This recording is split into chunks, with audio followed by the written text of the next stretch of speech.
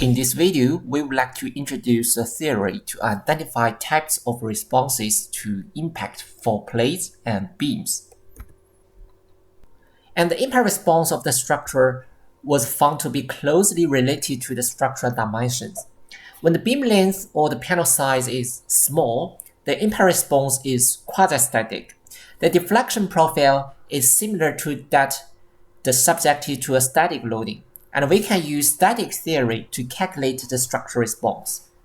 And when the panel size of the structure increases, the dynamic effect cannot be ignored, and the structural response will be controlled by the basic mode. And then the further increase of the structure size, we can see the deflection profile become more and more complex, and the higher order modes come into play, and we call it multi-mode control. And when the structure size further increase, we will see an interesting phenomenon. The deflection behaves as if a stone has been thrown into the water. And at this time, the response is controlled purely by the propagation of the stress wave. And for this condition, we call it wave-controlled condition. The main conclusion of this video is that we found a parameter named HPR that controls the impact response. And we can use HPR to identify different impact responses. And HPR is defined as the ratio of the impact duration and the half of the structure basic period. And the controlling parameter of HPR is derived based on the wave propagation disk theory, and the derivation is more theoretical part, and we put it into the video of part 2. And in the current video of part 1, we can just believe that this theory is effective, and we will introduce how to calculate and use this HPR to identify the impact response. And this slide summarizes our main findings on use of HPR as a metric to classify the impact response of the structures.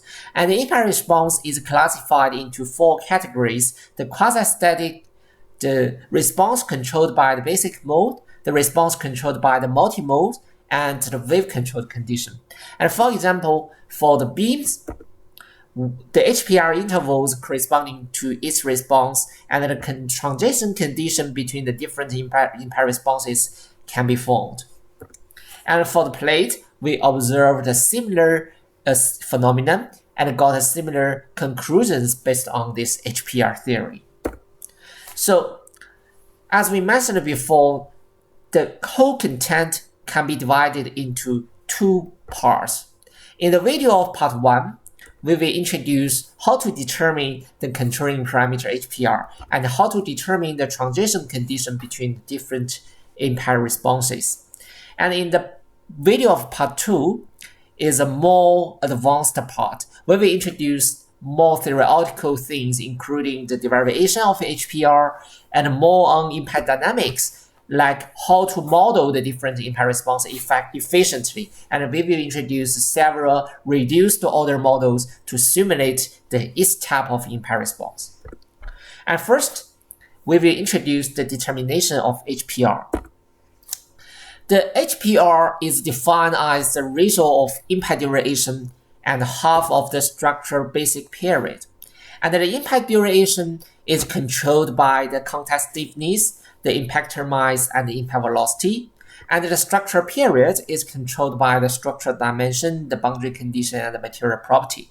So we can see HPR is a very comprehensive parameter that covering all the related factors related to the impact response. And the natural period of the target is not that hard to find and can always be obtained theoretically or experimentally. So the main challenge is in estimating the duration of the impact. And next, I will introduce how to estimate the impact duration. Take the impactor and the target as the objects of analysis respectively, and considering the condition before and after the impact, we can obtain these 2 equations based on the impulse theorem. And note that the mass of the target is expressed in the form of an effective mass, which will be introduced in the video of part 2. And by introducing the definition of COR, we can further eliminate the V1 and V2 to finally obtain this equation. And in this equation, the only another thing need to be determined is the impulse of the contact force. And this figure shows the time history of contact force, and a triangle shown in this figure can be used for estimating the impulse of the contact force. And finally, the impact duration can be estimated by using these closed form equations. And the calculation involves the following parameters, like the mass and velocity of the impactor, the maximum contact force, the coefficient of the restitution COR, and the coefficient of the generalized mass lambda. And finally, the value of HPR can be finally obtained by combining these equations. The determination of maximum contact force, the COR, and the generalized mass will be introduced in the video of part 2. And the other parameters can be easily obtained, like the mass and velocity of the impactor, and the material properties, the structural dimension, and the boundary condition of the structure. And these parameters can be obtained easily. And next, we will introduce how the HPR controls the types of response and what is the transition condition between different responses. To better understand this concept, we will start from beam and then move to the plate. We will first introduce the quasi-static condition.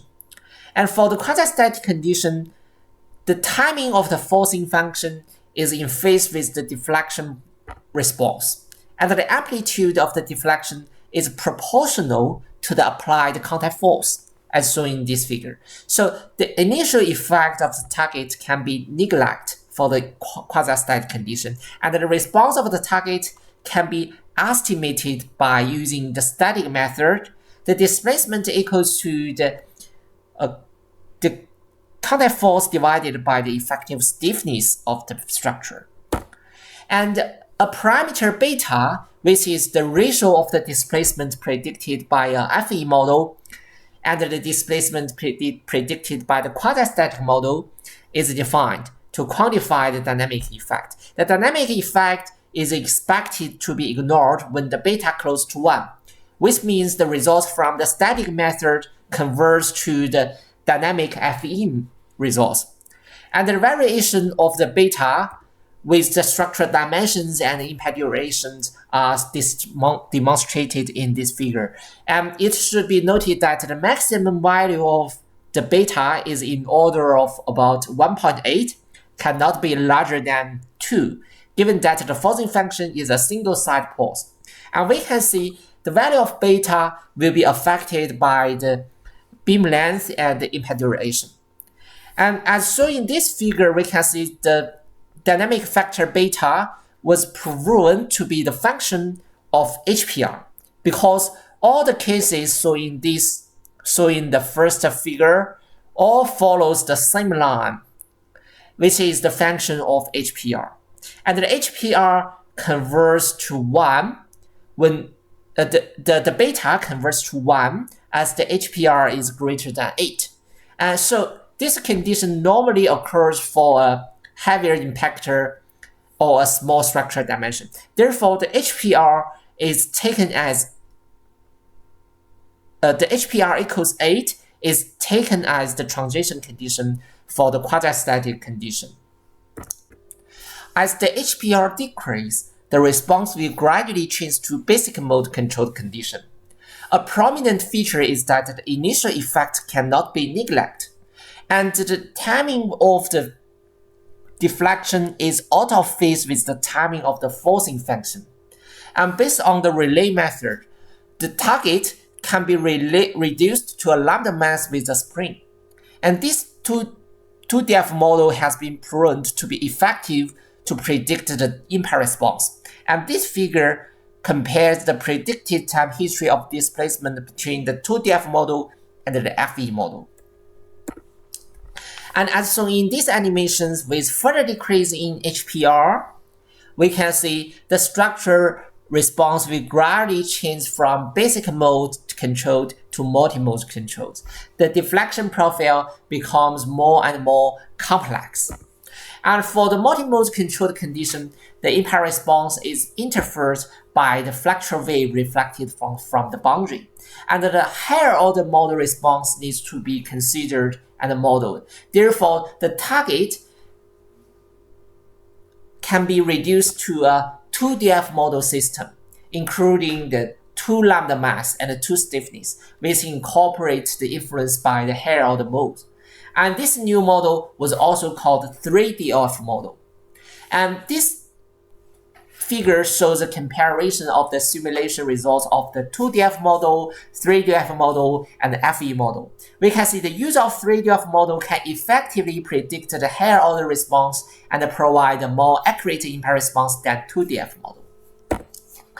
And a metric called R squared is defined to quantitatively characterize the influence of the higher order response.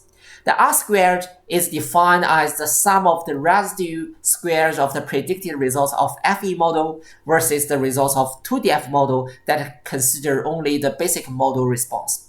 And the smaller square of R means a smaller contribution from the higher order model response. When the squared R is equal to 5%, the value of the corresponding HPR can be considered as the critical value that distinguishes the basic mode controlled and the multi-mode controlled. And this HPR is found to be 0.4 for beams.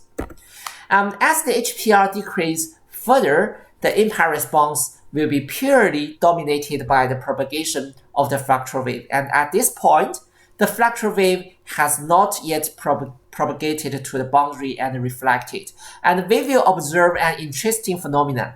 The impact response will be independent of the beam length and the boundary conditions.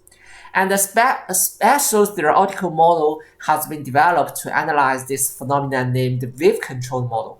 And as shown in this figure, we can see that this wave-controlled model can provide more realistic predictions than 2DF model and the 3DF model, and more close to the FE model.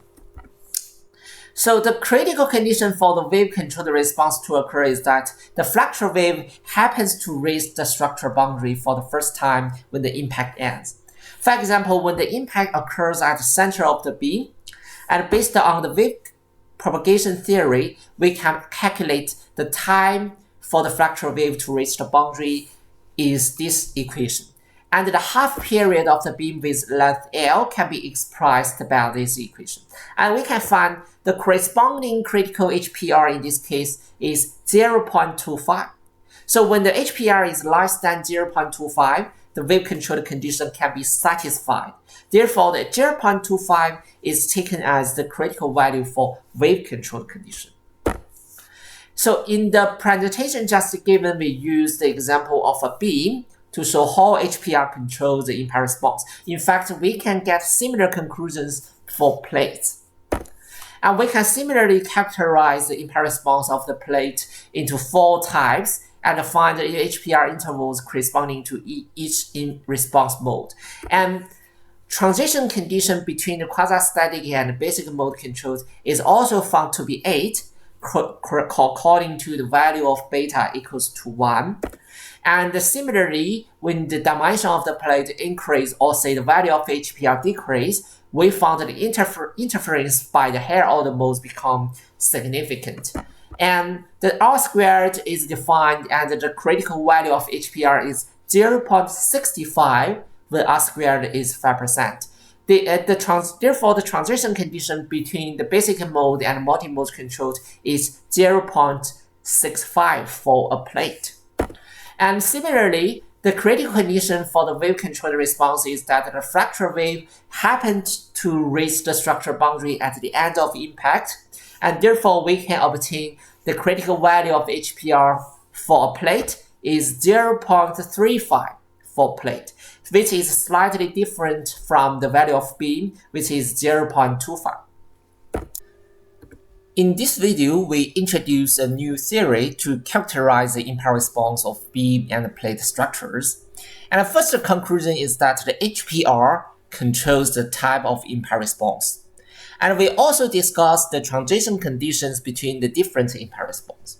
And that's the whole content of this video. Thank you for your watching.